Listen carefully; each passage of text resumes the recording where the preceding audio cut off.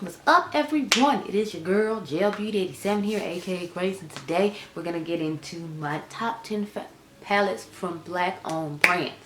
So I got some of my favorite black owned brands sitting here next to me, and I have palettes, 10 palettes from all the brands combined. So I was trying to keep these brushes from rolling off. Sorry, that's what that pause was and the noise you hear. But anyway, so without further ado, let's get into it, girl, because it's like 3:15 in the morning. I'm trying to get this done and pack it up and go home. I still gotta go to work tomorrow, and you know, yeah. Anyway, so I haven't really talked about this brand that much on my channel. I think I've shown maybe like 2 palettes from the brand. Anyway, this is Fenty Cosmetics. I have the Evil Mermaid palette. So this is what she looks like on the inside. It's just a nice blue palette. Out of all the palettes I've tried from the brand, which is like the ones I just discussed, this was my favorite. I like the mattes in here, and I actually like the shimmer formula in here. I feel like they have a hit and miss situation going on, because when I tried the Bloom palette, I wasn't really that big a fan of it.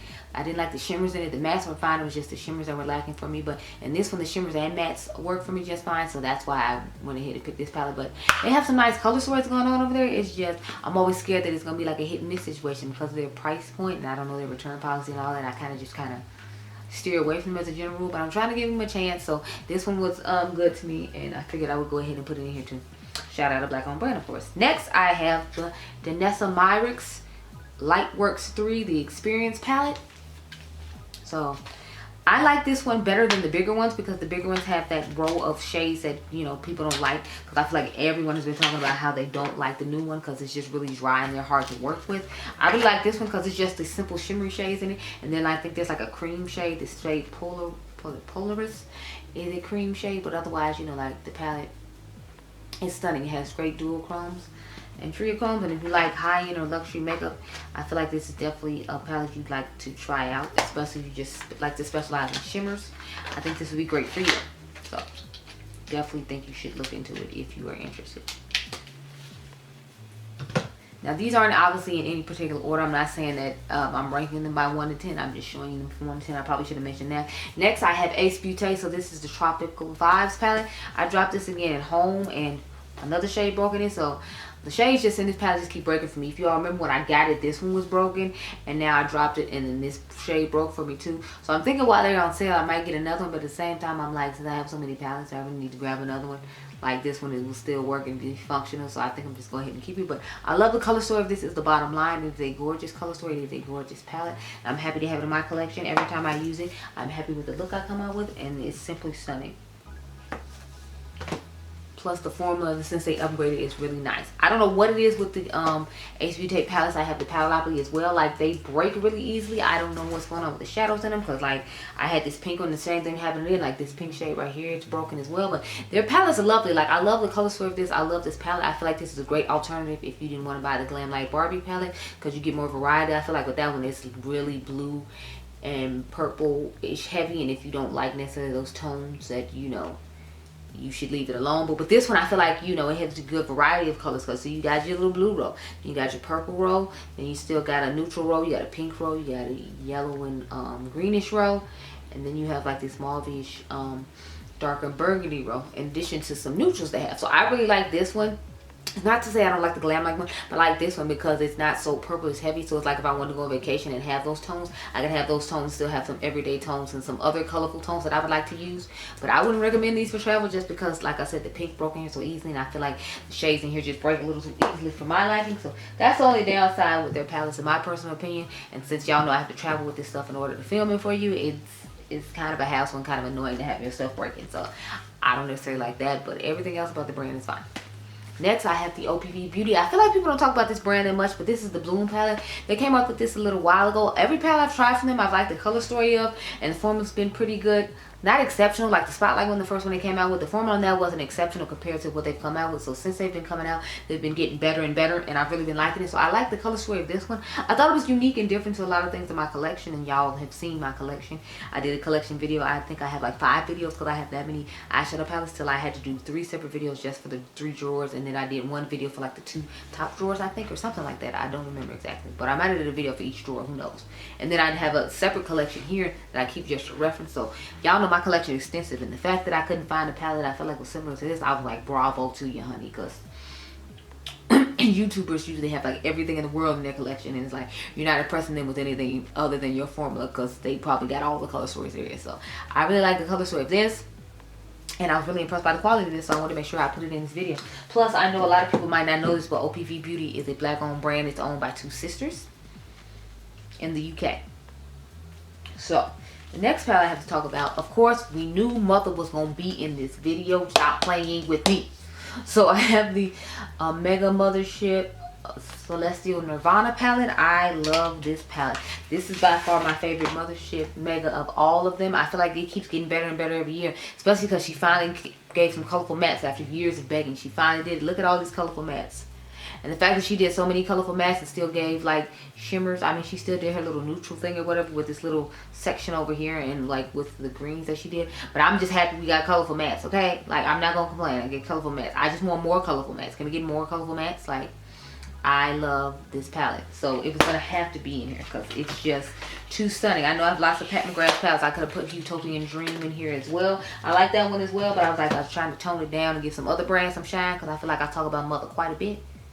And we should talk about some other folks too. So next I have the Garden of Juvia's Place palette.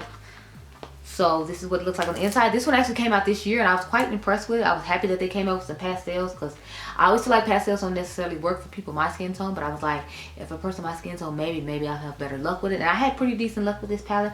I like the undertones in it. I like how the colors did seem to pop on my skin tone, because pastels usually look ashy on people's skin tone. So I was very impressed with this palette, which is why I had to put it in here, because I definitely think it's worth your coins.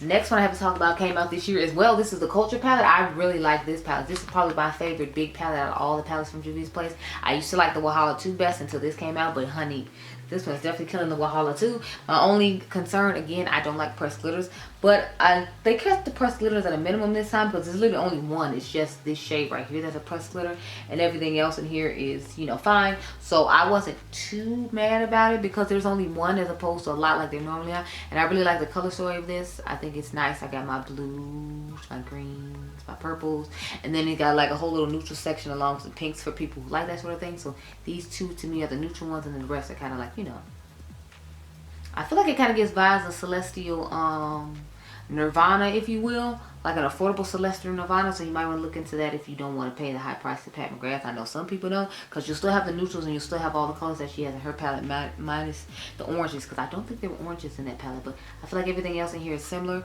and obviously she didn't have the mint shade, but I really like this palette, and I'm glad I have it in my collection. I have used it quite a bit considering how many palettes I have, so I feel like, you know, that's a big thing again, because if I have a huge makeup collection, then obviously the fact that I'm reaching out and using these things to me is a big deal. Anyway, next I have the Colored Rain Vivid Pressed Pigments and Shadows palette. If y'all know, back in the day, this was like my all-time favorite colorful palette. This was one of the colorful palettes I reached for the most. I still love it. I actually bought a new fresh one when they had the sale going on, so mine is fresh and new, because if you saw my old one, then you know I loved this palette, because it was dirty and disgusting and disrespectful. I'm hoping the formula's on the same as this one as it was on my older one, because when they changed their formula over when they did Juicy Boost, I'm kind of scared to like try this one now, because like people did not like Juicy Boost. It wasn't their best formula, I'm not even gonna lie, but the old school version of this was really nice. So I'm hoping the new one will be just as nice, and they didn't change the formula on this. They just changed the formula on all the things that they had moving forward. But we'll see when I try it out finally. The last one I have to talk about, we couldn't leave out Playing in Makeup by Yolanda. So I have the Jamrock No Limitations palette here. I just ordered her new palette, and then she has another Jamrock palette that came out with more brighter colors, but this is more grungy fun tones. So I feel like this would pair well with that Juvia's Place palette I just showed you all, because it has a deeper, darker, grungier shades to work on the outer V, and then that has the lighter tones in it to like use as airbrush shades or transitioning shades and brow bone shades and things of that nature. So I feel like these would be good palette mashup palettes. I brought this over here to show to my grungy palettes, because I was supposed to rank all of them, but I'm like, now I feel like I don't even want to do it anymore, but I don't want to take them home and like feel like I'm a failure. So it's like I'm gonna let them stay here a little while longer and try to like get my life in order to finally do it. But I'm just like, you know, I'm just not enthused or excited to do it. But I really do love this palette, which is why it ended up in this video, and this rounds it out at number 10. So those are my top 10 palettes from black owned brands. I tried to include classic black owned brands like colored range UV place that I feel like people don't talk about as much as they should, in addition to some of the more popular upscale ones and some of the new breaking out ones, because I feel like Clarity is a brand that's still kind of breaking out and trying to find its way in the makeup world. So I wanted to include like and have a good round diversity of them. I am going to do a people of color one as well, so I can include some of the Hispanic owned brands I use, and you know, Asian owned brands I use, and just other minority groups in general, because you know we all minorities and we all gotta stick together in this little community and whatnot. So I want to make sure I do that video as well. I have it coming, it's just I have a lot more from those brands than I do from black owned brands, unfortunately, but I'm branching out and looking for some more. So if you got some recommendations, girl, put them down below so I can go, you know, on my merry little way hunting and trying to find some new black owned brands to talk about. But I hope you all enjoyed this video. Remember, y'all are diamonds. You can comment down below and tell me, have you used any of these brands, or do you have any of these palettes? And if you want to see any videos with any of these things, because I was thinking I wanted to do a battle of the black owned brands and do some palettes together, but it's like I don't think I have enough from each brand to like have enough to do 3 or 4 like the eyeshadow versus. But you know, we'll see, because y'all know I do that based upon color stories and all that other stuff. But I hope you all enjoyed this video. Remember, you all are diamonds. I'll catch you guys in the next one. Be blessed, girl.